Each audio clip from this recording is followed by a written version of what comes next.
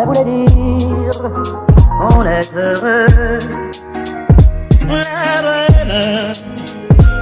La bohème, ça voulait dire on est heureux.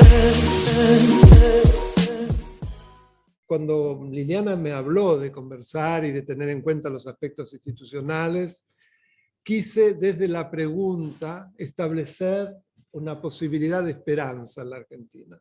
Porque debo decirles que ya para las PASO, el 12 de septiembre, y esto se confirmó el 14 de noviembre, a mí me apareció una gran sensación de esperanza. Es decir, sentí que los argentinos ciudadanos, y en gran medida imbuidos por un tema de dignidad y de institucionalidad, votaron en un sentido que yo hacía años que lo hicieran. Porque debo decir, casi todos creo me escuchan, me conocen, que para mí lo que ha representado esto ya, dejando el interregno de Todos por el Cambio de 2015 a 2019, ya vamos a casi 20 años de kirchnerismo, y creo que el kirchnerismo no es una expresión de democracia liberal, sino que es una expresión muy autoritaria de ejercicio del poder, que en la medida que se vaya instalando, va a ir de a poco destruyendo nuestras instituciones, como lo ha demostrado hasta ahora. Yo no estoy inventando nada. Entonces, quienes creemos que el desarrollo de las naciones está absolutamente ligado a la democracia liberal en el sentido político y en el sentido económico, que no es más que observar cuáles son los países del planeta que más se han desarrollado en todos los aspectos, son aquellos que de una manera u otra han adoptado una forma de democracia liberal y social. No estoy idealizando, no hay más que ir al campo global y uno se da cuenta inmediatamente que es así. Cuando pienso más desarrollado, pienso además en el aspecto social y humano del desarrollo, porque sí, hay potencias desarrolladas, pero lucen por ahí en economías poderosas, pero en lo social, en lo humano, ¿para qué vamos a hablar? ¿No? Entonces, yo hablo en todos los aspectos y no hay excepción. A mayor cantidad de libertades, mayor libertad en todos los aspectos, mayor igualdad, y podemos ir a la Revolución Francesa y fraternidad, pero con la conjunción, da los países más florecientes y más prósperos y donde la gente es más feliz además, aquello del derecho a la felicidad que ya está en el preámbulo de la Constitución de los Estados Unidos. Entonces, yo voy a hablar de tres aspectos básicos que se me aparecen como primeros luego de estas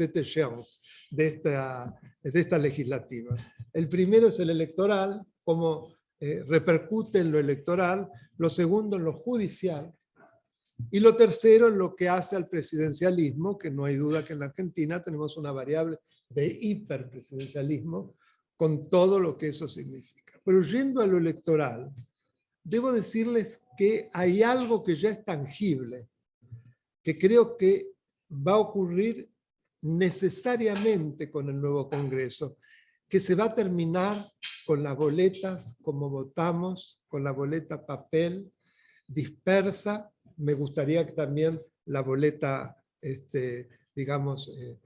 la boleta sábana desapareciera, eso va a tardar más tiempo, pero el hecho de que haya una boleta única papel, que prácticamente impide todas las tramoyas, todas las argucias y todas las situaciones fraudulentas, y que eso se una a ficha limpia, que creo que todos saben de lo que se trata, que afortunadamente ya está el ejemplo de Mendoza generalmente a la cabeza en las reformas institucionales, es decir, nos vamos a poder deshacer de una vez por todas de que los corruptos se presenten como candidatos cuando ya han tenido 2 sentencias que los han condenado por corrupción. Y yo agregaría algo que no se dice tanto, pero que me parece fundamental. Somos el único país de Latinoamérica que tiene enclavado dentro del Ministerio del Interior la denominada Dirección Nacional Electoral. esa Dirección Nacional Electoral dirige muchos de los aspectos más importantes del proceso electoral.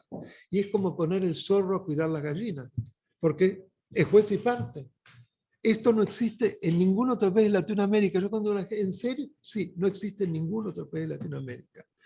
Donde existía, que en el caso de México, se terminó el fraude en México porque se introdujo a instancia de Costa Rica, que tiene un modelo de limpieza electoral único en el mundo, que es copiado, ha sido copiado aún en países de Europa, y que cuando empezó a producirse un enorme movimiento en México para terminar con el fraude del PRI, del Partido Revolucionario Institucional, que gobernó durante 70 años en solución de continuidad, y que era por un fraude ya congénito, se instauró precisamente un Instituto Federal de Elecciones que fue el gran artífice para terminar escalonadamente, primero en las elecciones estatales, después en las elecciones legislativas y finalmente las presidenciales, con el fraude endémico de los mexicanos. En México, de esto ya hace 18 años, que ahí pudo ganar el PAN. Fíjense el efecto, independientemente si nos gusta o no el PAN, no importa.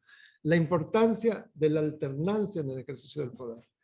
Ahora, nosotros todavía mantenemos el sistema arcaico de México pre-finalización de la dictadura del PRI, ¿no? Y esto lo digo así porque lamentablemente no se dice suficientemente. El otro aspecto es el judicial, que lo que yo voy a plantear en gran medida es, como se dice en inglés, wishful thinking, expresión de deseos, ¿no? El Consejo de la Magistratura para mí ha sido el enorme error de haberlo introducido en la Constitución. Y esto no lo digo ahora, yo me expresé bastante antes, como se expresó el Consejo para la Consolidación de la Democracia, que coordinaba uno de los más grandes juristas argentinos, Carlos Santiagonino, y que en la comisión que trabajó en el análisis precisamente del tema judicial, y que presidía el doctor Genaro Carrió, otro de los grandes juristas argentinos. Doy los nombres para que no parezca que esto lo pensaba gente de segunda. Y después de analizar todo, desaconsejaron claramente que se incorporase el Consejo de la Magistratura. Sin embargo, lamentablemente se lo hizo, y lamentablemente el resultado, a mi modo de ver, y no solo mío, ha sido nefasto. Lejos de haber significado, como se dice en el diario de sesiones de la Convención Constituyente del 94, un elemento de apartidización y de despolitización de la designación y la remoción de los jueces, ha sido exactamente lo contrario. De manera mucho más solapada, la influencia hoy es mucho mayor, y en gran medida eso viene de la mano de la composición del Consejo de la Magistratura, que es absolutamente perversa. La Constitución dice que la composición tiene que tener un equilibrio entre los 4 estamentos que tienen que estar representados, esto es, aquellos que surgen de la voluntad popular, los representantes de los que son designados por el sufragio popular, los magistrados de todas las instancias, los abogados de la matrícula federal y el sector científico y técnico. Pues bien, equilibrio quiere decir una cantidad más o menos proporcional. Es lo que, si uno ve el diccionario de la Real Academia Española, expresa que es equilibrio. Sin embargo, ya en la primera ley, si bien el sector político no tenía la mayoría absoluta, ya tenía el 42% de los representantes, ¿no? Que además, violando lo que dice la Constitución, representantes de los elegidos, no, se pusieron ellos mismos. Diputados y senadores son miembros del Consejo de la Magistratura, con lo cual, en contra del principio de separación de poderes, ejercen las mismas personas funciones judiciales y funciones legislativas. Ya eso es chocante. Pero acá no se termina la cosa. En el 2006, a instancias de que en ese momento era la presidenta de la Comisión de Asuntos Constitucionales del Senado, Cristina Fernández de Kirchner, se modifica la ley de 20 a 13, que se lo vende como siempre con un rato, va a ser más barato, se gasta demasiado, bla, bla. Pero fíjense qué curioso, se reducen todos los estamentos, salvo el político. Entonces, ¿cómo queda? 13 en total, 7 políticos, 5 del oficialismo. ¿Por qué pongo el acento? porque como para las dos decisiones fundamentales del Consejo de la Magistratura hace falta los 2/3 de miembros, hace falta por lo menos uno de los 5 para decidir la elevación de una terna para designar a un nuevo juez y para decidir si se acusa ante la Comisión de Disciplina y Juzgamiento a un juez para que se abra el proceso de destitución. No sé si se dan cuenta la barbaridad que es esto. Es decir, el oficialismo de turno decide quién va a ser juez y quién deja de ser juez.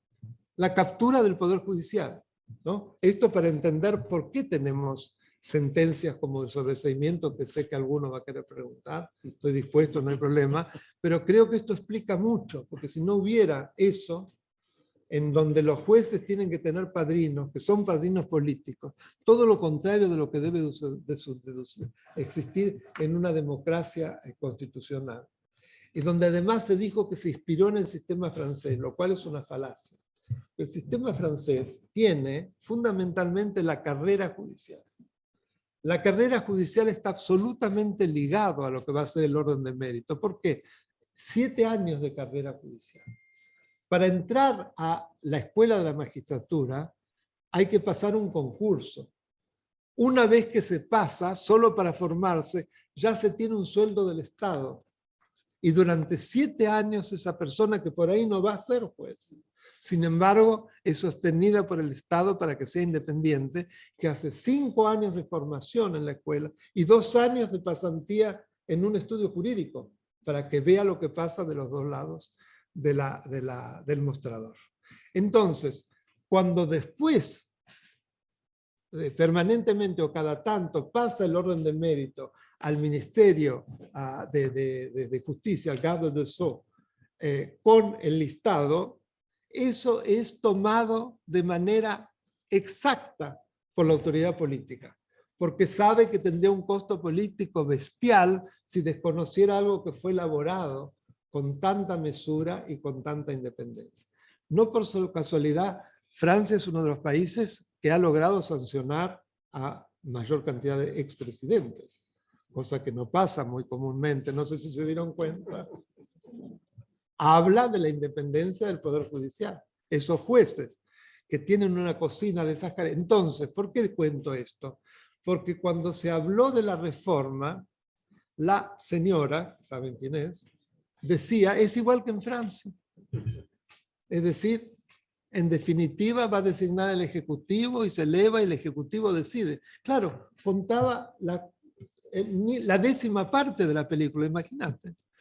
O sea, es de una falacia. Yo me cansé por los medios de decir esto no es así, esto no es así. Es mentira porque nos cuentan la mitad de la película y hacen un relato. En Francia no es así de ninguna manera. Bueno, evidentemente. Entonces, por lo pronto es fundamental, cosa que en estos días se dice que finalmente va a ocurrir. Ustedes saben que hay un fallo que surgió de una acción que interpuso hace ya 12 años el Colegio de Abogados de la Ciudad de Buenos Aires. Lo miro a Alejandro porque es un ilustre miembro de ese colegio. Yo también me siento muy honrado de pertenecer, creo que Luis Alberto también y varios de nosotros. Que fue exitosa. La Cámara Contencioso Administrativa Federal por unanimidad consideró que la composición del Poder Ejecutivo, del Consejo de Magistratura era inconstitucional. Esto llegó por recurso extraordinario a la Corte Suprema. La Corte Suprema hace 6 años que los tiene pisados. Ahora, se dice que en estos días finalmente se lograría un fallo, no se sabe, es decir, se lograría que la Corte confirme el fallo, sin saber muy bien las consecuencias, porque genera un complejo problema jurídico cuando uno se sienta a analizar. Porque en realidad la ley fue derogada. Primero fácilmente, no, vuelve la ley anterior. El judicial no legisla. No la puede Lázaro Anda, ¿no? Entonces, ¿qué es lo que se...? Claro, ¿qué es lo que se...? Es complejo, es muy complejo, pero bueno, sería importantísimo como señal del control del Poder Judicial, que no continúe un sistema que, repito, ha sido nefasto. El otro tema que me parece muy importante es el tema de las subrogancias, ¿no? Es decir, el kirchnerismo ha hecho de las subrogancias un inmenso poder. hay siempre entre un 25 y un 30% de la justicia y del Ministerio Público federales que no son cubiertos. No son cubiertos adrede. ¿Por qué? Porque se designan con el dedo a blancos móviles, como yo los llamo, y se los mete para cubrir los parches donde me conviene por lo que allí se está juzgando, que es una violación total, por ahí es muy técnico, pero somos muchos abogados, al principio del juez natural de la causa. Es decir, que el juez tiene que estar puesto con anterioridad al hecho que se juzga, no después, porque si no pasa como lo que estamos viendo con Baba, o con Santoro, que acá tenemos un defensor extraordinario. Hablo de Santoro, por supuesto no Leandro, sino el tocayo Daniel Santoro, ¿no? Pero seguido con Ramos Padilla y con Baba. Bueno. Y que se repite el sobreseimiento con Grunberg. Además, curiosamente, y es no curioso, es a propósito, los más burros, generalmente los que perdieron el concurso para ese mismo cargo, los ponen en ese cargo como subrogantes, y que generalmente además están concursando para ese cargo. ¿Ustedes se dan cuenta de la enormidad de lo que yo estoy contando? ¿Cómo no pueden ser presionables? Y eso se repite con Baba, se repite con Grunberg, y podríamos seguir adelante porque son muchos, Ramos Padilla, muchos monstruos, que yo ayer no tuve ningún problema en el programa de Steinman, que me escuchó de decir que consideraba que eran dos canallas, hablando de Obligado y de Grunberg. Porque realmente para quien ha trabajado toda la vida en los temas de derecho, lo que esta gente ha escrito en ese fallo es tan escandaloso que solamente un canalla es capaz de hacer una cosa así. Bueno, no me quiero poner nervioso. Los otros dos temas del Poder Judicial que parecen menores, pero sin embargo no lo son. Uno está relacionado con lo que decía recién. La Corte Suprema de Justicia no tiene plazos para el dictado de sus sentencias. Y bueno, fíjense qué poder. Pueden pasar años y a veces no dicta nunca. Bueno, y además la agenda se va determinando de una manera totalmente antojadiza. Saco de la bolsa lo que quiero y si no me conviene lo piso y según quien gobierna el tiempismo. Entonces, esto me parece que es algo que se tiene que terminar. Lo otro que parece menor pero que tampoco lo es ¿por qué se llama familia judicial? No hay que ser muy lacaniano, las palabras tienen un gran sentido. Porque son familias judiciales. Es decir, en países como Francia, todos los funcionarios judiciales que no son jueces también tienen que hacer una carrera. No entran porque es el primo de este, la hermana del otro, la novia del otro. No. Esa no es la meritocracia. Es porque está la carrera de los funcionarios judiciales. Pero yo lo vi porque en Costa Rica pasa así, porque decía, es Francia. No, Costa Rica, en Brasil pasa así, en Uruguay pasa así. Entonces, sabemos, los que pateamos los tribunales y que litigamos ante la Corte, que muchísimas de las sentencias ya vienen preparadas por esos funcionarios, que son los secretarios, los letrados, los asistentes, etcétera, etcétera. Entonces, tienen un poder inmenso. Y resulta que es el primo de el hermano, bueno, con Hayton de Nolasco pasó con la hija. Una cosa, se la nombró al frente de un departamento de consumo, que eso sería otra cosa, si la Corte puede crear cualquier tipo de divisiones, con lo caro que es eso, pero además poner a la hija de un miembro de la Corte con jerarquía de camarista, que está ganando como 500.000 pesos en impuestos, y sin haber seguido ningún concurso, solamente por el dedo de la mamá, que logró otros 2 votos de la Corte. Es muy bueno personalizarlo, porque si no uno no lo visualiza bien. Elenita, como la que es muy simpática, es mona. Sin impuestos, ¿por qué sin impuestos? Porque no pagan impuestos. Esta es otra, no pagan ganancias. Claro, ese es otro, bueno, ese es otro, no los quiero abrumar, pero sería, gracias, otra reforma fundamental hacer. Los jueces son ciudadanos, tienen que pagar impuestos a las ganancias. Porque si no, las cargas públicas y los impuestos generales de ninguna manera tienen que ser tomados que si los pagan pierden independencia. Que ese es permanentemente la justificación. La Corte de Estados Unidos lo saldó en 1932 esto. Y que dijo los jueces ciudadanos, si no, no son ciudadanos. Bueno, pero fíjense que no se logra. Y cuando se pone en el presupuesto, lo declaran inconstitucional. y se pasan años porque todos se van excusando para entender en los casos, y los que hemos sido designados con jueces de Cámara, a mí me pasó, las decisiones que tomamos la Corte no las toma. No, es vergonzoso. Entonces, estas son cosas que además a mí me interesa muchísimo que se sepan. Y el último, y voy a tratar de ser breve porque creo que me estoy pasando, ¿no? Vos cortame, y si se cansan me lo dicen, es la historia del presidencialismo. Es decir, ¿cuál es el gran problema del presidencialismo? Bueno, que es un sistema pensado para Estados Unidos de América, no me voy a explayar, pero que tiene que ver absolutamente con la historia de ese país. Y donde lo que ellos inventaron en la Constitución de Filadelfia, que es el sistema presidencialista con la forma de Estado federal, se autocompensa de una manera tan buena que se dan los controles necesarios para que el presidente no se convierta en una especie de monarca.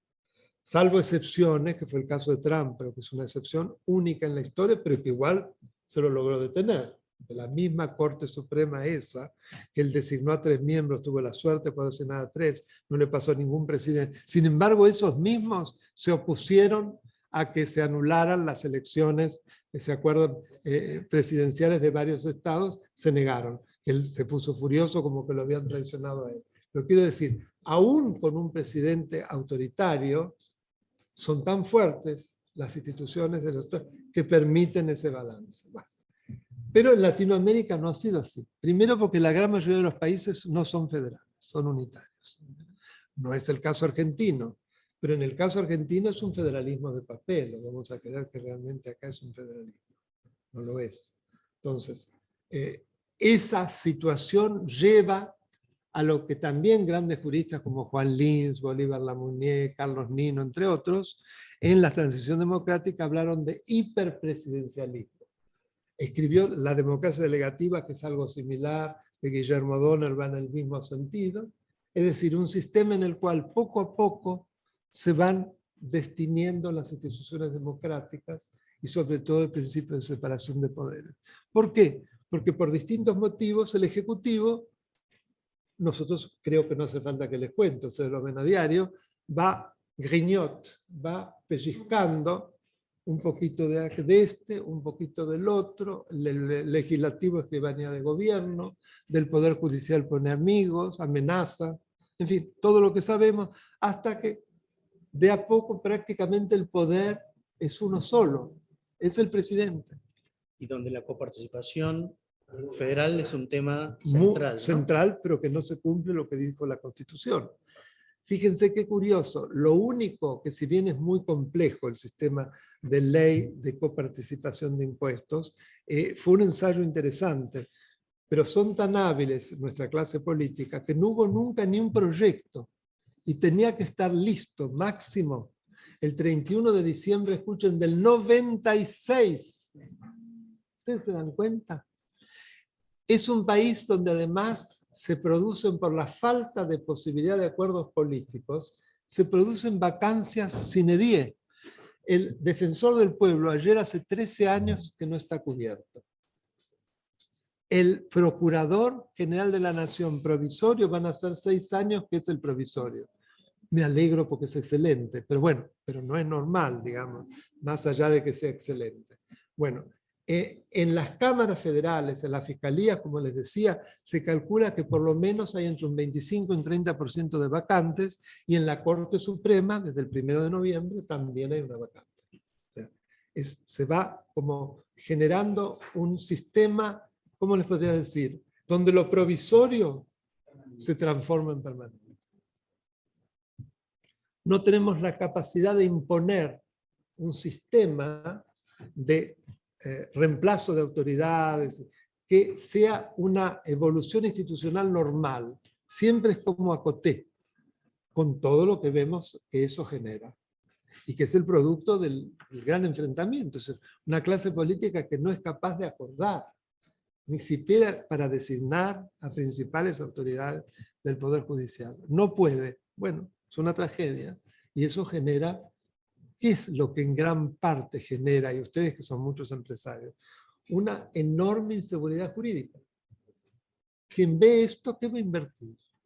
En un país imprevisible, donde resulta que un juez que perdió un concurso termina siendo el juez del lugar donde perdió el concurso. Y todo lo que llama donde el provisorio se transforma durante años en regular, donde una institución fundamental queda vacante por años. Es absolutamente imprevisible lo que pasa en un país así. Porque se está violando además la libertad contractual. Yo sé que permanentemente se viola. Una de las peores cosas que pasa con el tema de las tarjetas, porque sé que va a venir la pregunta, que no se dijo mucho, es que se ataca algo fundamental en un país democrático, liberal y republicano como el nuestro, la libertad de contratar. La palabra de los contratantes es ley, no se puede meter el Estado. Y es eso, además de todo lo demás, por Dios, ¿no? Pero esto yo creo que es lo más destructivo de esa resolución.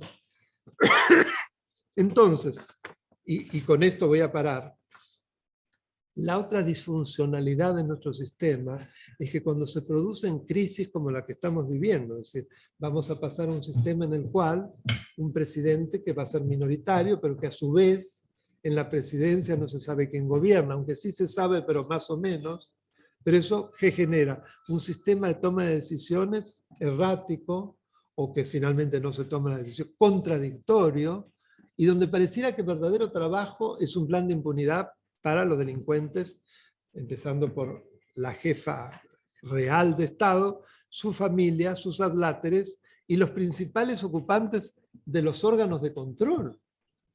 Fíjense ustedes que lo que no se dice mucho es que el Procurador General del Tesoro, Zanini, que es el jefe de los abogados del Estado, está procesado por haber cometido delitos de defraudación del Estado. Esto no ha pasado nunca en la historia argentina, ¿eh?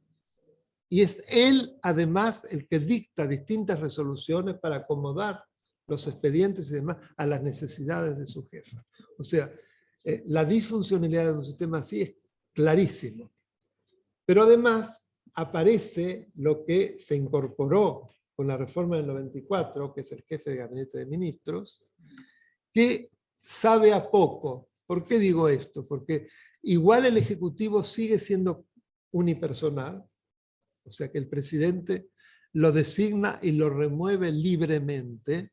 Entonces, ¿qué tipo de control puede ejercer alguien cuyo destino depende de la voluntad del controlado? Bueno, evidentemente ninguno. Entonces, frente a este estado de cosas, esto exige realmente, yo he escrito, y en esto un artículo largo en La Nación, sobre este tema, por si quieren ir, esto exige de alguna manera de la posibilidad de establecer reglas de convivencia, en donde de alguna manera haya una cierta parlamentarización, que se pueda lograr un gabinete de unión nacional, como ha ocurrido en Alemania, como ha ocurrido en su momento en Francia, como ocurre ahora en Israel, como ocurre en Portugal, muchos países que lograron salir adelante, en Irlanda, fue gracias a este tipo de situaciones excepcionales que exigen de la unión de todos para salir adelante. Evidentemente es mucha expresión de deseos, pero bueno, para soñar siempre hay lugar. Muchas gracias y estoy a disposición de todas las preguntas.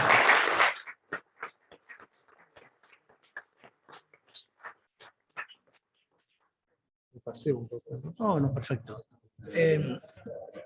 Bueno, si hay alguna pregunta, les vamos a que le hagan al doctor, y mientras las van pensando, algunos que ya lo tengan decidido, algo a lo cual él hizo relación, en todo este tema de la esperanza de la mejora de las instituciones, quizás una de las que más duele y causa daño es cuando uno ve un grave daño a la institución judicial, ¿no? a la protección de los derechos y al Estado de Derecho en sí, con fallos que como decíamos, pueden ser escandalosos. ¿Qué podemos decir de esto que se está hablando tanto, ¿no es cierto?, en este momento en el ámbito sobre qué es lo que sucedió, sobre el famoso sobreseimiento? Yo creo que la base es una matriz que aparece en los tres sobreseimientos: dólar futuro, memo con Irán y ahora los sauces o Tesur. Es decir, un Tribunal Federal quinto, en el otro el primero, pero lo mismo, que se erigen en legisladores. ¿Por qué? Porque modifican el Código Procesal Penal, que es el que regula el proceso y al que deben atenerse los jueces, porque eso hace la distribución de competencias en un sistema democrático, es decir, el legislativo dicta las normas de procedimiento. Si el judicial, para acomodar las cosas a lo que quiere llegar como sentencia, modifica el código y dice, a pesar de que yo soy el tribunal de juicio oral, porque no olvidemos que antes hubo una instrucción de 6 años, donde ya se dijo que había lugar a un juicio. El tribunal de juicio oral está para hacer el juicio oral. Entonces uno puede decir, no, yo no lo hago. ¿Por qué no lo hago? Y porque no se me da la gana, más o menos. Ustedes saben que solamente en casos extremísimos, les doy 2, si se muere el acusado, si es declarado incapaz el acusado, o si aparece una prueba tan impresionantemente trascendental que va a dar vuelta a toda la situación y ya, obviamente, o va a ser condenado a absuelto. Fíjense que son circunstancias de libro, prácticamente. Además, acá, contrariamente a eso, estaba pendiente la producción de prueba de 2 pericias, pedidas además por la defensa de Cristina, por mí ella misma. ¿Por qué? Pero ¿sabés por qué? Porque antes querían dilatar. Cuando cambia todo ya no les interesaba dilatar, había que apurar. Bueno, o sea, fíjense a lo que se atuvieron. Pero cuando ustedes van a esa horrible sentencia, lo primero que llama la atención es que ellos dicen que no hay delito precedente. ¿Por qué no hay delito precedente? Fíjense ustedes, les voy a obligar un poquito a pensar derecho, pero lo voy a tratar de hacer lo más fácil posible. Ellos dicen, desde 2006 ya se producía la asignación de obra pública de ese modo. Y, o sea que ya hacían el lavado luego con la asignación de las habitaciones y demás. Recién en 2011 aparece una ley que establece el delito de lavado. Entonces, como ellos siguieron hasta el 2016, por la aplicación de la ley penal más benigna, no se los puede ahora impedir y considerar que es lavado. ¿Oyeron? Ahora, la ley penal más benigna es una situación que beneficia a aquel que cometió un delito entre el delito y la condena. No que va a agravar más lo que ya hacía. No sé si queda claro. O sea, ¿por qué digo canal? Porque es una aberración tan fenomenal lo que han dicho, que cuando uno lo lee le cuesta creer, pero dicen esta cosa, son tan crápulas que dicen. Y la segunda cosa que dicen inventando, porque el Código Penal además esto no lo dice, que para que haya asociación ilícita tiene que ser una persona que altere la paz social y que genere temor en la población, ¿no? Que consideran que en este caso no ocurre, porque ya se sabía. ¿Y por qué? Entonces no había asociación ilícita. Es más, comparan, no es como una banda de secuestradores que sí genera temor en la población. Ahora, yo les pregunto, ¿qué genera más temor en la población? Una banda de secuestradores que, bueno, es posible pararlos, que una banda del presidente y después la presidenta de la nación que hace una asociación ilícita que se encarga de asignar mal la obra pública millonariamente y luego lava a partir de todo un lavarropas, que los sauces, que en realidad son 16 hoteles diferentes, para con eso lavar el dinero de la obra pública mal asignada. Eso, aunque lo exigiera el Código Penal, ¿eso no da temor? ¿No altera la paz social? Que quienes gobiernen se dediquen a hacer eso y a robar miles de millones de euros que se enterraban en cajas, porque lo vimos. No es que lo vimos cómo hacían, hay millones de cantidad de arrepentidos, lo vimos en la Rosadita con las maquinitas y los bolsos. O sea, es algo increíble. Bueno, eso, por eso digo, son canallas. Eso es lo que han escrito estas 2 crápulas. Afortunadamente, para dar una esperanza, tanto el fiscal del Tribunal Federal Oral, Velasco, bueno retener los nombres, en su dictamen, con una sapiencia absoluta, dice por qué no se puede abreviar y sobreseer sin juicio oral. Lo explica maravillosamente. Y la tercer camarista, Adriana Paliotti, también retengamos los nombres de la gente digna, porque las hay, toma gran parte del dictamen e inclusive lo aumenta. ¿Cuál es la otra esperanza? Por eso acá la autonomía e independencia del poder del Ministerio Público va a ser básico en este caso. La otra esperanza es que el fiscal ante la Cámara de Casación no va a ser Javier de Luca, no tocó por suerte. Javier de Luca es el de justicia legítima que no apela aunque está obligado, entonces todos estos fallos quedan confirmados, firmes. Es Villar, es un profesional de la misma escuela de Velasco. Y lo otro es que los otros dos miembros de la Sala Primera, de la Cámara Primera Federal Penal, son Borroetaveña y Petrone, que digo que Mauricio está de acuerdo, son confiables. Además ya señalaron, viste, la nulidad de una prueba. Prácticamente el mismo día. Prácticamente el mismo día dieron a entender que no estaban de acuerdo con que eso sobreseyera, ¿no? Por supuesto, la tercera es Ana María Figueroa, que fue la vicepresidenta de Justicia Legítima, así que no hace falta que les diga cómo va a fallar. Ahora, esto va a pasar muchos años, porque va a llegar a la Corte, imagínate, va a haber que volver a hacer todo, revisar toda la instrucción, pero no importa, igual sería muy importante que como señal para la ciudadanía se declara la nulidad. Hay una página de change.org, si quieren firmar, que ya tiene 240.000 firmas en muy pocos días, donde dice basta, no al sobreseimiento de Cristina Kirchner, su familia y sus adláteres. Que si quieren entrar, creo que todo eso ayuda, porque no olvidemos que los jueces están muy solos y necesitan de la contención de la población, sentirse apoyados para ir adelante. Fue lo que pasó, por ejemplo, con Lorenzino, con el tema de Vicentín, fue lo que pasó con el campo de los Echeverre, con la jueza Castaño, con la jueza Mauricio de Mendoza, con el tema cuando creó Fernández un tipo penal por decreto de urgencia. ¿Pero por qué? Porque hubo un enorme apoyo de gente que rodeó el juzgado y los apoyó. Entonces, por ejemplo, hoy ir a la calle en la manifestación en Plaza de Mayo y es bueno, porque eso repiquetea. Aunque ellos se hagan los distraídos, les molesta muchísimo. Y para los jueces es sentir un empoderamiento. Así que eso es lo que pienso sobre esto con todas las esperanzas. Yo sé que hay muchos de ideales, pero creo que no estoy tan lejos. Creo que no estoy tan lejos. Creo que es lo que probablemente va a pasar.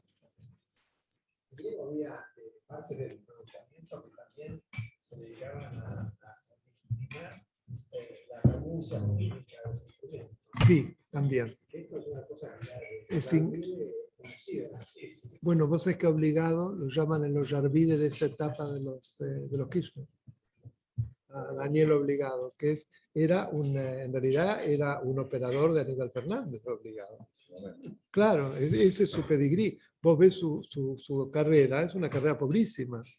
Hasta que ves que fue un gran ladero de Aníbal Fernández. Los fondos venían del Estado, se consumían. Claro, exactamente. Y estaban bancarizados. ¿Sí? Un país sin instituciones sólidas es como una mesa con sus patas corroídas, ¿no es cierto? Así que, y hoy haberlo tenido a Daniel ha sido un privilegio, un lujo que volvamos a poder estar, como decíamos, con Gabriela, todos juntos acá. Esta es la primera comida en mucho tiempo y la última del año, así que levantemos la copa un minuto, primero para